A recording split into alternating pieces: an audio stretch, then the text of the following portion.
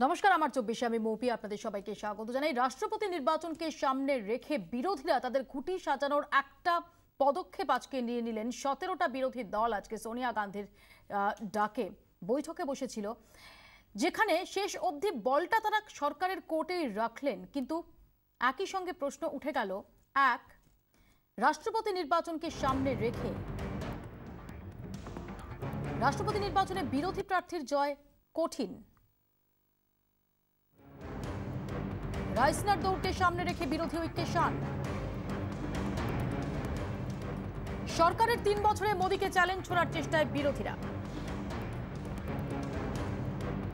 মোদীর বিজয়ের রথ রুখতে কতটা সফল হবে বিরোধী জোট। নিজেদের লড়াই ভুলে সব বিরোধীরা কি আসতে পারবে এক মঞ্চে? এ নিয়ে আমরা আলোচনা করব। আমার 24 আমাদের সঙ্গে স্টুডিওতে যারা উপস্থিত রয়েছেন পরিচয় করিয়ে দিই। রয়েছেন বিজেপি নেতা শ্রমিক ভট্টাচার্য, রয়েছেন কংগ্রেস নেতা ওম প্রকাশ মিশ্র, রয়েছেন শিক্ষক বিজন সরকার। আমরা শুরুতে একবার দেখে নেব রাষ্ট্রপতি নির্বাচনকে সামনে রেখে বিরোধী ঐক্যে শান। সরকারের তৃতীয় বর্ষপূর্তির দিনই বৈঠকে বসল 17টি বিরোধী দল। সর্বসম্মত প্রার্থীর কথা তুলে সরকারের কোর্টেই আপাতত বল ঠেলল তারা। শুক্রবার মোদী সরকারের 3 বছর পূর্ণ হচ্ছে। ওই দিনই দিল্লিতে সব বিরোধী দল মিলে একসঙ্গে বৈঠকে বসার পরিকল্পনা করেছেন সোনিয়া গান্ধী।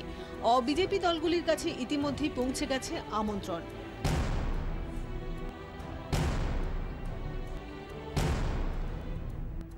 ওয়াইএসআর কংগ্রেস, টিআরএস ইতিমধ্যেই রাষ্ট্রপতি নির্বাচনে এনডিএ প্রার্থীকে সমর্থনের কথা জানিয়েছে। প্রধানমন্ত্রীর সঙ্গে বৈঠকের পর এআইএডিএমকের যুযুধান 2 শিবিরও একই পথে। ফলে বিরোধীদের পক্ষে রাষ্ট্রপতি নির্বাচনে নিজেদের প্রার্থীকে জিতিয়ে আনা কঠিন। তবে হাল ছাড়ছেন না সোনিয়া গান্ধী। রাষ্ট্রপতি নির্বাচনে বিরোধীদের রণকৌশল ঠিক করতে শুক্রবার সংসদে অ্যানেক্স বিল্ডিংয়ে বিজেপি দলগুলিকে বৈঠকে ডেকেছেন তিনি। সোনিয়ার ডাকা বৈঠকে অংশ নিতে বুধবারই দিল্লি পৌঁছে গেছেন Mamata Bandyopadhyay. SP, BSP, RJD, JDU, DMK এবং বামেরা এই বৈঠকে থাকছে। তবে শিবসেনা এবং বিজেডি কি করবে তা এখনো স্পষ্ট নয়। রাষ্ট্রপতি নির্বাচনের রণকৌশল নিয়ে গত সপ্তাহেই সোনিয়া গান্ধীর সঙ্গে বৈঠক করেন মমতা বন্দ্যোপাধ্যায়। এক সপ্তাহের মধ্যেই ফের দিল্লিতে তিনি।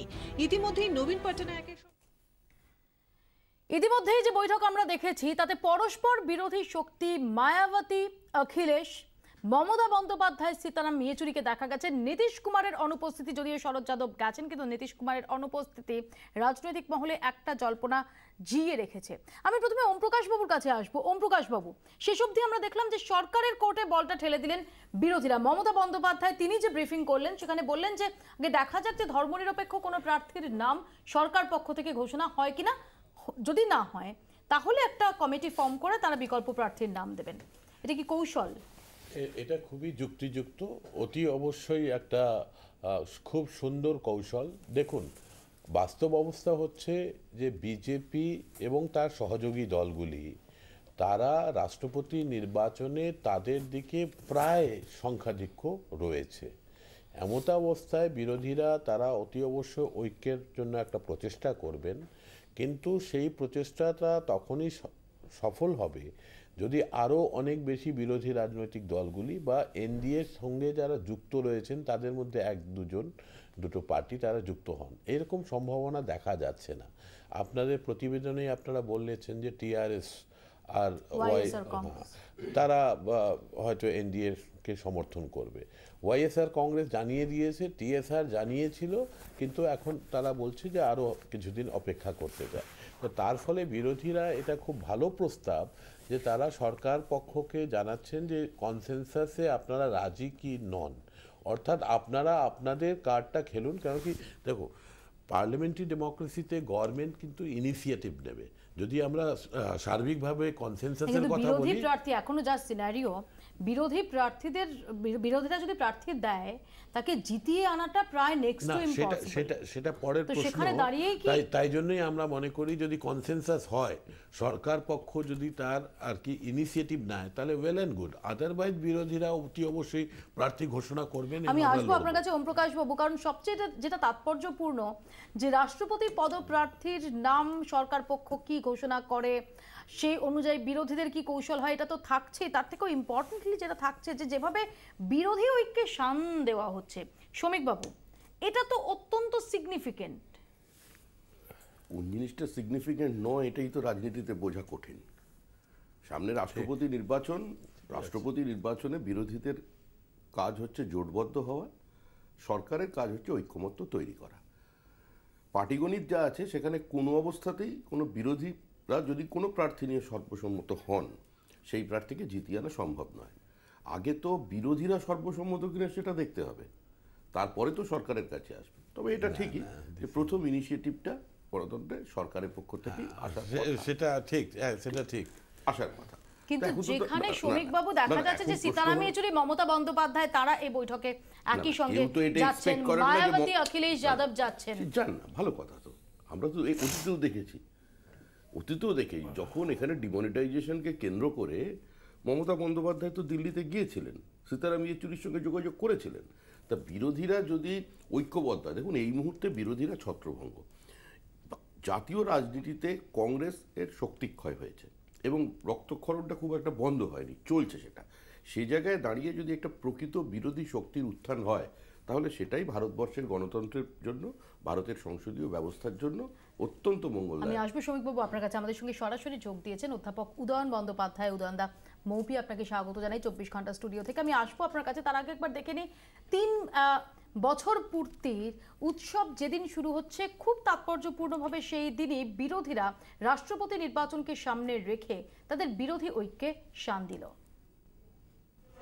সরকারের তৃতীয় বর্ষপূর্তিতে নরেন্দ্র মোদী, অমিত শাহরা যখন উন্নয়নের খতিয়ান দিতে ব্যস্ত, তখন দিল্লিতে একজোট হলেন বিরোধীরা।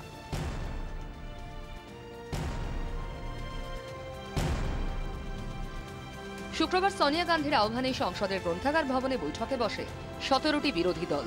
মমতা বন্দ্যোপাধ্যায়ের সঙ্গেই হাজির ছিলেন সীতারাম ইয়েচুরি, মায়াবতীর সঙ্গেই অখিলেশ যাদব।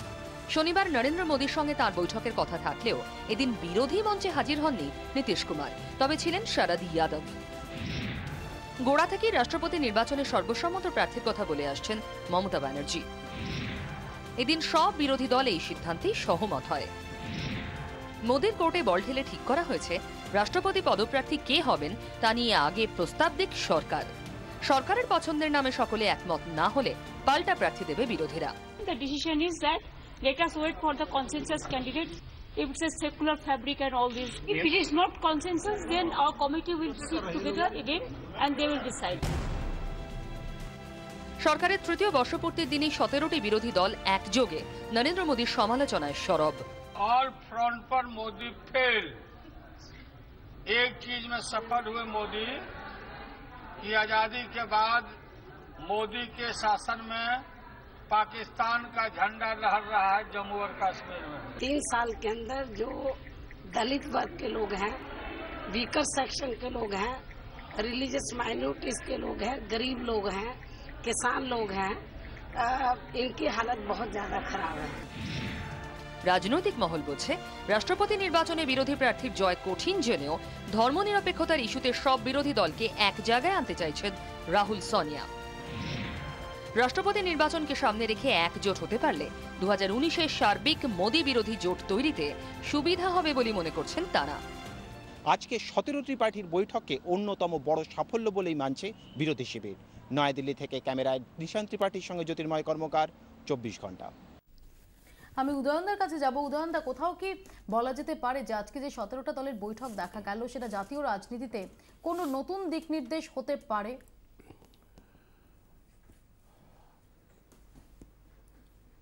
না, দেখুন, এটা যদি শুধু রাষ্ট্রপতি নির্বাচনকে কেন্দ্র করে হয়ে থাকে তাহলে এটা কোনো নতুন দিক নির্দেশ করছে না। তার কারণ রাষ্ট্রপতি নির্বাচনটা ওরা তো সবাই চাইছেন একটি সর্বসম্মত প্রার্থী যদি আসেন তাহলে ওরা মানে সেটাই ভালো হয় আর কি। এবং মুখ্যমন্ত্রী মমতা বন্দ্যোপাধ্যায়ও সেই একই কথা বললেন। ফলে সর্বসম্মত প্রার্থী যদি হয়ে যায় তাহলে ভবিষ্যতের রসায়ন কি, রাজনৈতিক রসায়ন কি হবে না হবে সেটা ভবিষ্যতের গর্ভেই আছে, সেটা এক্ষুনি বলা যাচ্ছে না। এখন মোদি বিরোধী বা বিজেপি সরকার বিরোধী অনেকগুলো ইস্যুকে আগে নিয়ে আসতে হবে এবং সেখানে একটা সর্বসম্মতি প্রয়োজন এই 17টি দলের মধ্যে, তবে একটা কেন্দ্রীয় সরকার বিরোধী একটা জোট তৈরি হতে পারে। কিন্তু সেখানে আঞ্চলিক অনেক বিভেদ কাজ করবে। যেমন সিপিআইএম এবং তৃণমূল কংগ্রেস এক জায়গায় আসতে পারবে কিনা, কিন্তু আজকে তো মমতা বন্দ্যোপাধ্যায় এবং সীতারাম ইয়েচুরিকে একই সঙ্গে দেখা গেল বৈঠকে, মায়াবতী অখিলেশকে দেখা গেল। উদয়নদা, হ্যাঁ সেটা তো দেখা গেছে, এটা আমি বলছি, কিন্তু সেগুলো তারা তাদের বিভেদগুলো উত্তরণ ঘটিয়ে তারা যদি আসতে পারেন তো একটা বৃহত্তর জোট তৈরি হলে তার থেকে ভালো কিছু হয় না। কিন্তু সেটা কতটা হবে সেগুলো ইস্যু ভিত্তিক আন্দোলন এবং বারবার বৈঠকের মধ্য দিয়ে সেটা রচিত হবে 2019-এর আগে। কিন্তু আমি মনে করি রাষ্ট্রপতি নির্বাচনটাকে সর্বসম্মতির ভিত্তিতেই করা প্রয়োজন, কারণ রাষ্ট্রপতি পদটা হচ্ছে রাজনীতির ঊর্ধ্বে এবং সেখানে যদি এটা সর্বসম্মতিতে নাও হয় তাহলেও এনডিএ যে প্রার্থী ঘোষণা করবে সেই প্রার্থীর দিকে কিন্তু এখন ওয়েটেজ যেটা রয়েছে, ভোটের ওয়েটেজ সেখানে অনেক বেশি, ফলে তারা অনায়াসে জিতিয়ে আনতে পারবেন। সেই দিকে না গিয়ে একটা সর্বসম্মত প্রার্থী ঠিক করে রাষ্ট্রপতি নির্বাচনটা করে নেওয়া দরকার এবং তারপরে বাকি যে জায়গাগুলো রয়েছে, যেটা আজকে মমতা বন্দ্যোপাধ্যায় বলছিলেন কাশ্মীরের ইস্যু, লালু প্রসাদ বললেন কাশ্মীরের সমস্যা, সাহারানপুরে যে দলিত এবং ঠাকুরদের মধ্যে নতুন করে সংঘাত তৈরি হচ্ছে, নতুন করে একটা দ্বন্দ্বের সংঘাতের জায়গা তৈরি হচ্ছে, সেটা কিভাবে দেখা যাবে সেই আমি আসবো উদয়নদা আপনার কাছে। আমি উদয়ন বন্দ্যোপাধ্যায়কে একটা প্রশ্ন করতে চাই। উনি মাস্টারমশাই উনি যদি একটু বলেন, আপনি শুনতে পাচ্ছেন আমার কথাটা? হ্যাঁ উনি শুনতে পাচ্ছেন আমার কথা। আমার একটা প্রশ্ন আছে আপনার কাছে, খুব বিনম্র। আমি মানে জানতে চাইছি একজন ছাত্র হিসেবে যে জ্ঞানী জৈল সিং কি সর্বসম্মত প্রার্থী ছিলেন, মানে সব বিরোধী দল মেনে নিয়েছিল? আপনি যদি বিষয়টির উপর আলোকপাত করেন। উত্তর নেব প্লিজ। সম্ভবত আমি একটু বলে দিই ছোট্ট করে, জ্ঞানী জৈল সিং যখন প্রধানমন্ত্রী রাষ্ট্রপতি হয়েছেন ঠিক সেই সময় কার্যত বিরোধী দল শূন্য হয়ে গেছিল, 410টা আসন পেয়েছিলেন রাজীব গান্ধী, আর বিরোধীদের পরিসরটা খুব ছোট হয়ে গেছিল। তো সেটা একটা হিস্টোরিক্যাল ফ্যাক্ট। অনেক সময় কনসেনসাসে হয়েছে, অনেক ক্ষেত্রে কনসেনসাসে হয়নি, কন্টেনশনে হয়েছে। এখন বিরোধীরা চাইছে যে সরকার এগিয়ে আসুক, কনসেনসাস ক্যান্ডিডেট একটা প্রেজেন্ট